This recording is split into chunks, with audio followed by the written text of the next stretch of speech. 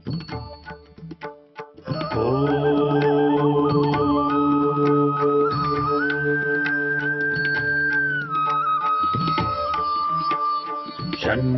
मित्रः शं वरुणः शन्नो भवत्वर्यमा शन्न इन्द्रो बृहस्पतिः शन्नो विष्णुरुक्रमः ॐ शान्ति शान्ति शान्तिः।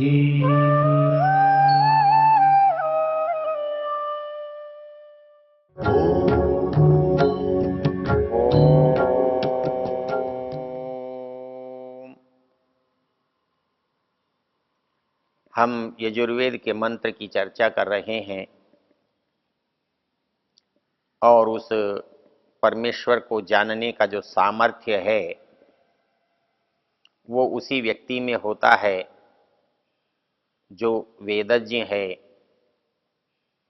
ज्ञानवान है, जो साधक है, जिसने इस जड़ और चेतन संसार को अपनी बुद्धि से, अपने ज्ञान से पृथक पृथक देखा है।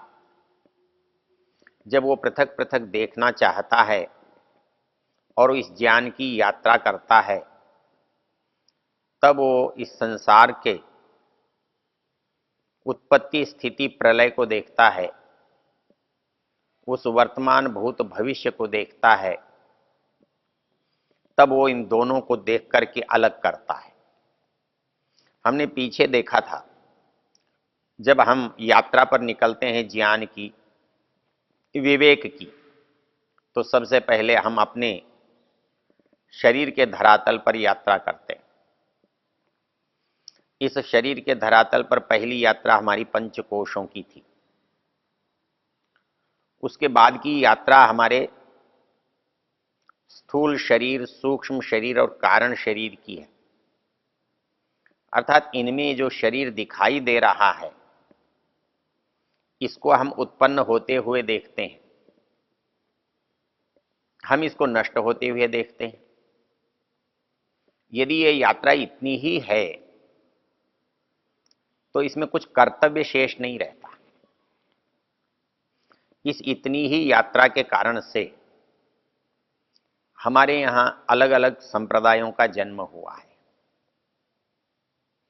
उनमें एक संप्रदाय है चारवाक। चारू ऐसे सुंदर को कहते हैं और उनकी बातचीत सुंदर लगती है, और वाम मार्ग, वाम भी सुंदर को ही कहते हैं। हमको एक बात की प्रतीति होती है कि वाम का अर्थ विपरीत होता है, बायां होता है, उल्टा होता है। ऐसा भी होता है, लेकिन वाम का अर्थ केवल ये नहीं होता है। वाम का अर्थ सुंदर भी होता है। हम किसी महिला के लिए वामाक्षी कहते हैं तो टेढ़ी आंख वाला अर्थ नहीं होता है, सुंदर आंखों वाला होता है। वामांगी कहते हैं तो वाम अंग का मतलब होता है सुंदर अंगों वाली। तो वाम मार्ग जो है वो बना था कि वो बातें बहुत अच्छी लगती थी, उसकी वाणी सुंदर लगती थी। उन लोगों ने इस शरीर को ही सब कुछ माना, इस शरीर की उत्पत्ति से ही जीवन को माना, और शरीर की समाप्ति को ही जीवन की समाप्ति समझ लिया। इसलिए उनका सिद्धांत बना कि क्या अंतर पड़ता है, शरीर को ही सुख देना सबसे महत्वपूर्ण है। इस शरीर को सुख देते रहिए, शरीर के उत्तरदायित्व शरीर के रहने तक ही हो सकते हैं, इसलिए इसके बाद इसका कोई उत्तरदायित्व शेष नहीं रहता। उन्होंने कहा, यावत जीवेत सुखम जीवेत, ऋणम कृत्वा घृतम पिबेत, भस्मीभूतस्य देहस्य पुनरागमनम कुतः। उन्होंने शरीर को सत्य माना, शरीर को अंतिम माना। और उन्होंने कहा कि यदि शरीर ही सत्य है, शरीर ही अंतिम है, शरीर ही जीवन है, तो हमें इस शरीर की ही चिंता करनी चाहिए, इस शरीर को ही सुखी रखने का यत्न करना चाहिए। तो उन्होंने लिखा कि यावत जीवेत सुखम जीवेत, ऋणम कृत्वा घृतम पिबेत। यदि किसी को ऋण लेना पड़े, कर्जा करना पड़े, उधार लेनी पड़े, ले लो, उसका बोझ आप पर नहीं रहेगा। क्यों नहीं रहेगा? कि किसी न किसी दिन तो इसको मर जाना है, इस शरीर को समाप्त हो जाना है, और जिस दिन ये शरीर मर जाएगा या समाप्त हो जाएगा, तब इसको लोग ले जाकर जला देंगे। तो अब यदि आपने किसी से कर्ज लिया है, उधार लिया है, तो इस शरीर से कौन वसूल करेगा? वो तो समाप्त हो गया। इसलिए जब हम ये मानते हैं कि जीवन केवल शरीर तक है, तो ऐसा लगता है जैसे हमारी समस्याएं बहुत सामान्य हो गई हैं, हल्की हो गई हैं, हल हो गई हैं। हमारा कर्तव्य हमें पता लग गया है कि इस शरीर तक हमको अपने को ठीक रखना है, इसी को सुंदर बनाना है, इसी को निरोग बनाना है, इसी को पुष्ट करना है। और ये जब नष्ट हो जाएगा, जो हमारे हाथ में नहीं है, हो जाने दो, इसके बाद इसका कुछ भी बचता नहीं है, कोई उत्तरदायित्व तो शेष नहीं रहता।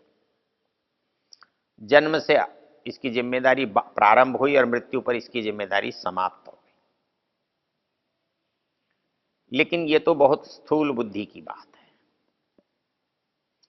वास्तव में हम देखते हैं कि ये जो शरीर है, इसके साथ प्रयत्न करने पर भी इसके साथ सदा अच्छा नहीं होता, ये सदा सुखी नहीं होता। एक साथ एक घर में एक समान स्थितियों में पैदा होने पर भी किसी का शरीर अच्छा है, बुरा है, रोगी है, निरोग है, सुंदर है, असुंदर है, इन सब कारणों को देखकर लगता है कि यात्रा को केवल शरीर तक सीमित करना शायद उचित नहीं है। तो ये शरीर तो जाता नहीं है, फिर जाता कौन है? और आत्मा को यदि आप जाने वाला कहते हैं तो उसके साथ एक समस्या है।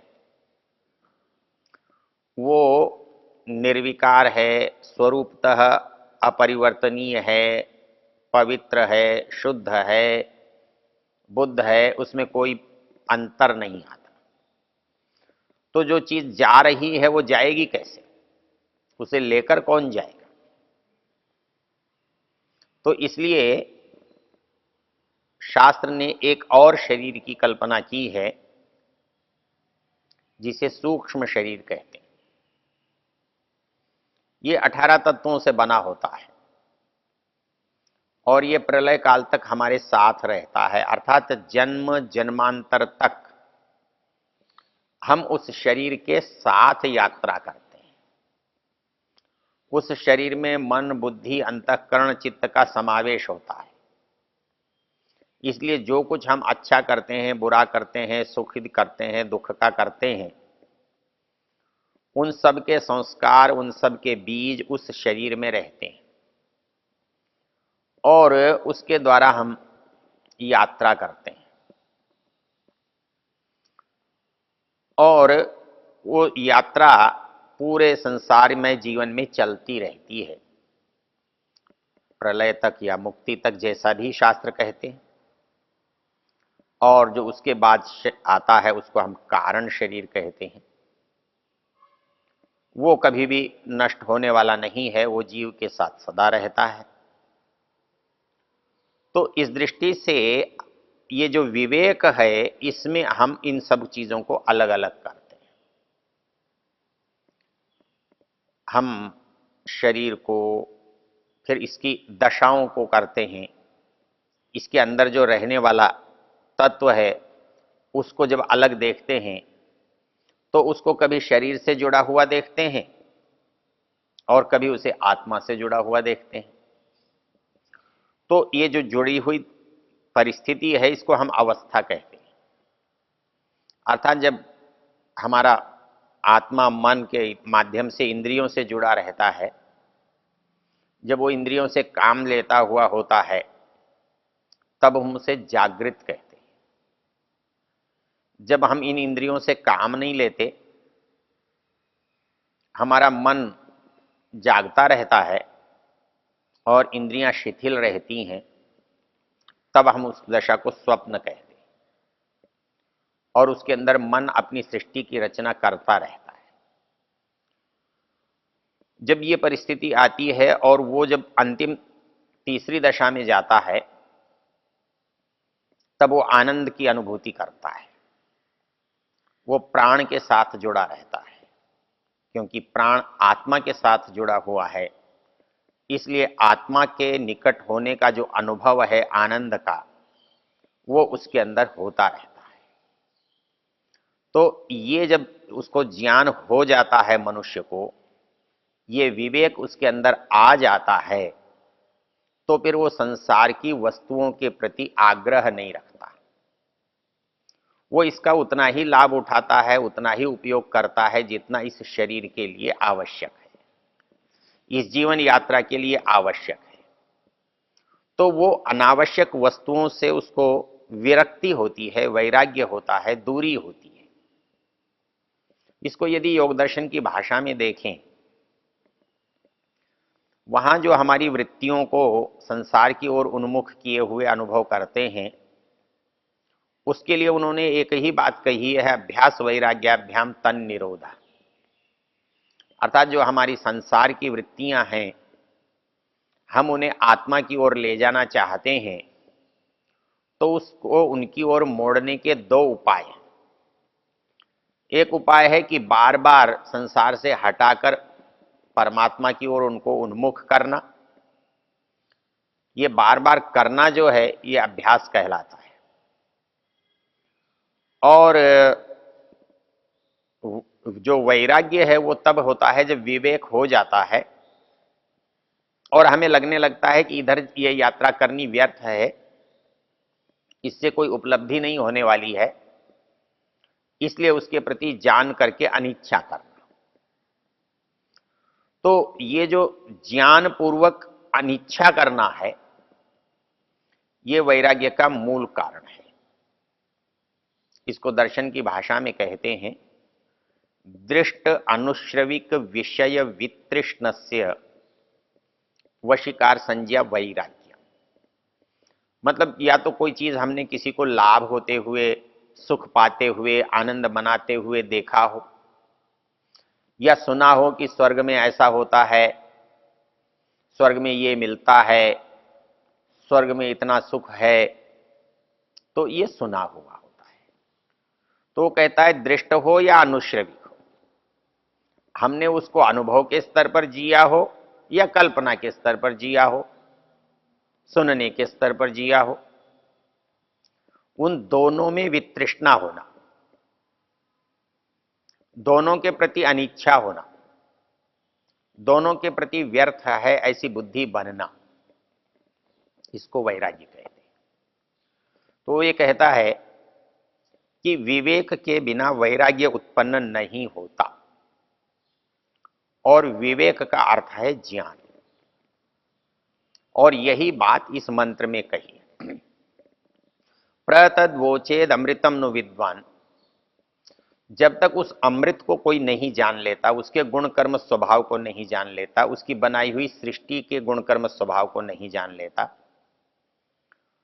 वो उस रहस्य तक पहुंच नहीं सकता।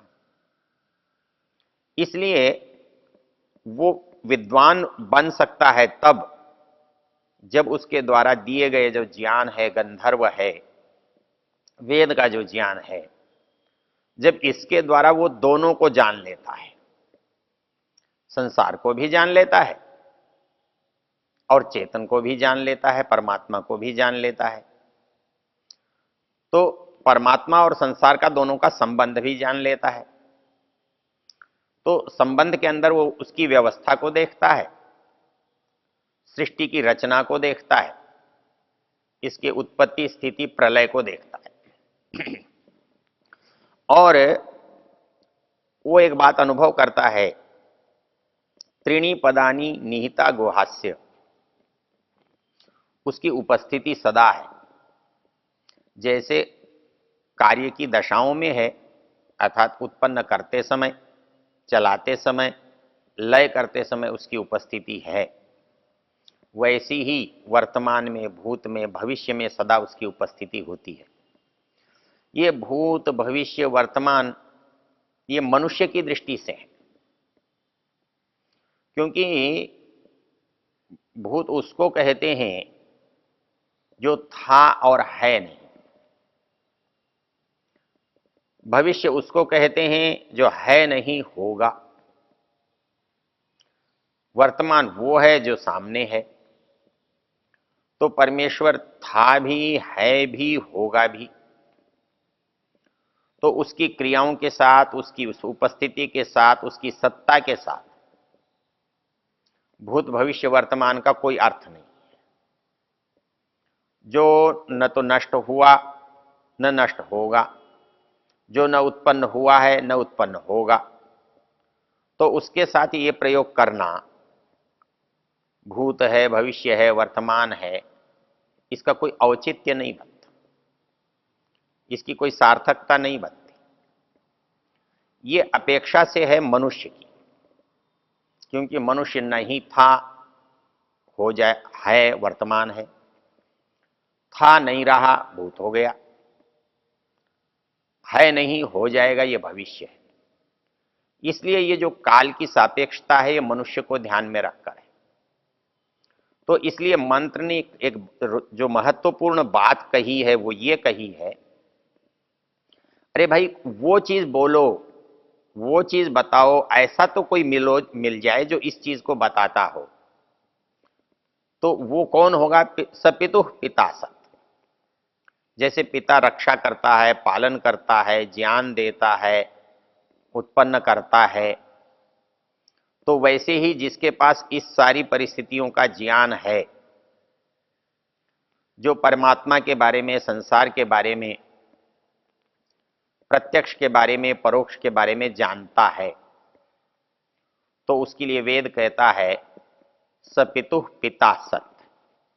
वो पिताओं का भी पिता है। जो ईश्वर को जानता है वो पिताओं का भी पिता है। इसलिए वेद कहता है उसको जानना, उसको जानने से सब कुछ जान लिया जाता है। उसके कार्यों को देखने से कौन सा कार्य करने योग्य है और कौन सा नहीं करने योग्य है, इसका बोध हो जाता है। इसलिए मंत्र कहता है कि उस परमेश्वर को जानना चाहिए, और उसको जानने से ही हम उसके परिचय से ही जो हमारा दूसरा स्तर है वो कर सकते हैं, अर्थात उसके से लाभ उठाने का, उसके निकट जाने का, उसके पास जाकर के सुख का अनुभव करने का और दुखों से निवृत्ति करने का। इसलिए वेद ने इस मंत्र के माध्यम से उन सब दुखों से निवृत्ति और सुखों की प्राप्ति के लिए कहा कि प्रतद्वोचेद अमृतम नु विद्वान गंधर्वो धाम निभृतम गुहायत त्रीणि पदानि निहिता गुहास्य यस्तानि वेद सपितु पिता सत्। ओ